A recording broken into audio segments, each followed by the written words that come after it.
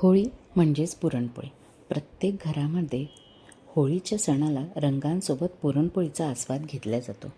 आजी सांगायची, पुरण शिजवायचे असेल तर त्यावेळी फक्त चण्याची डाळ शिजवू नये, त्यामध्ये चमचाभर तरी तांदूळ घालावे. कारण विचारलं तर बोलायची, अगं डाळ सडी म्हणजेच एकटी शिजवू नये. पण मला असं वाटतं त्याच्यामागे कदाचित त्या पुरणाला एक चिकटपणा येण्यासाठी थोडेसे तांदूळ घालत असावे.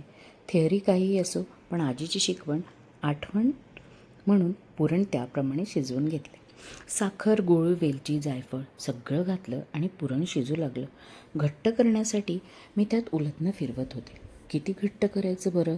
थोडं कन्फ्युजन होतंच, पण लगेच आईचासुद्धा सल्ला आठवला की पुरण घट्ट होत आलं आणि त्यात जर का उलथनं उभं राहिलं म्हणजे समजायचं की पुरणपोळीसाठी हे पुरण आता एकदम परफेक्ट तयार आहे. शाळेत शिकलेल्या न्यूटनच्या नियमाला इथं जोरदार फुली मारून पुरणपोळ्या बनवायला घेतल्या. कारण आई नेहमीच बरोबर असते, नाही का? पूर्वी बोलायचे, पुरणाची पोळी अशी टम्म फुगली म्हणजे बाई खरी सुगरण आहे.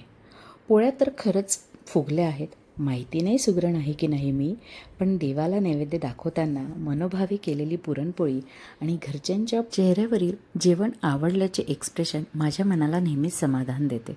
आई आणि आजीच्या सल्ल्याने बनवलेली हा पुरणपोळीचा आस्वाद नक्कीच छान होता. एकदम गोडवा